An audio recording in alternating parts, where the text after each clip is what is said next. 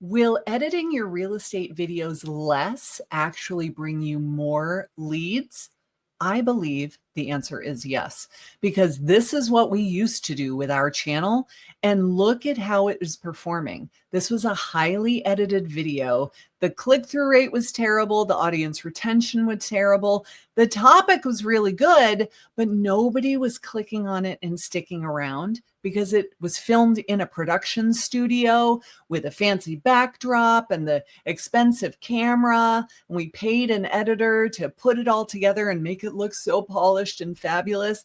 And you know what happened? It did not grow the channel at all. So in this video, I want to tell you why less editing is building more trust, creating longer watch time, and leading to more calls from the right people.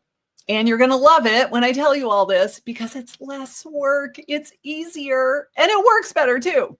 Now you need to understand what a huge seismic shift this is in YouTube, because it's not just for real estate channels, it's for all channels.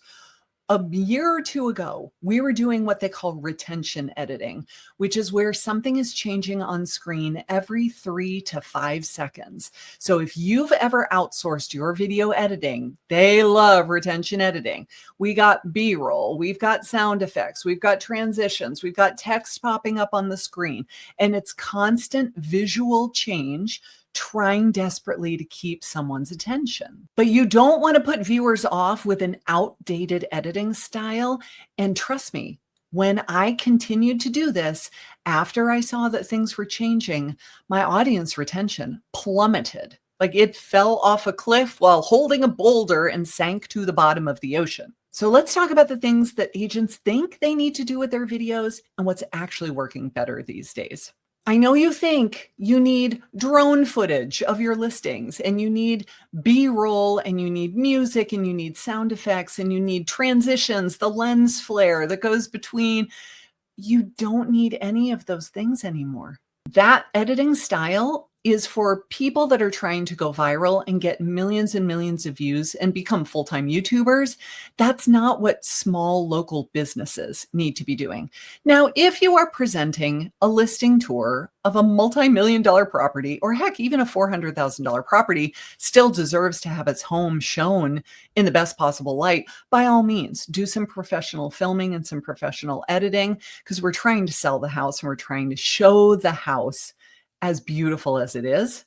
But if you're making an educational video, much like the one that I'm making right now, it does not need all of that. If you are delivering good information and you're speaking with some enthusiasm, you're excited about your topic, and you have inflection in your voice, people will watch it, and they don't need all of the flashy stock B-roll, which, by the way, is so overused. Everybody uses the same stock footage. Like we all were using the same thing over and over and over again, and people get tired of seeing it. Now, I noticed that my audience retention was dropping, and I thought, we've got to fix this. What can we do? Why is it so hard to get anybody to click and stick around for more than 30 seconds these days? And I had spent a lot of money on editing. I had hired a full-time editor on staff. She was diving into editing strategies and learning everything she possibly could and teaching herself how to use DaVinci Resolve and buying plugins and all of the things to make the best product that we could possibly make to put out there. And it wasn't increasing our audience retention. I mean, it was atrocious. It just went on a steady downhill slope all the way across. So after a lot of conversations of what can we do to turn this around, I said, I've been seeing a lot of videos in my newsfeed lately where they're not doing very much editing at all. And I watch those videos. I click and I stick around all the way to the end. Not because they're giving me so much to look at, but because A, I like their personalities. I like listening to them. I resonate with their message, but they're also telling me something very, very interesting. So we decided to do this as an experiment and see what would happen. And holy cow, every single metric that we track improved. I think that the viewers connect with this style of delivery more. It creates trust. It creates your authenticity is what makes them trust you. I say this to people in my coaching program all the time. When they ask, why are my videos not doing well? And they're filming in front of a green screen, I say, that's why. Let's go look at your analytics. If you're filming in front of a green screen and the whole world can tell that that is not a real background and you have the green outline around your head, look at your audience retention in the first 30 seconds. Do you lose 70% of your viewers? That's telling you they don't like the fake background. They want real. They want authentic. Your backdrop may be just your office and may be a little bit cluttered, but it's real, and they will prefer that over the fake green screen background. Without having a lot of distractions in the video itself, your audience tends to listen longer.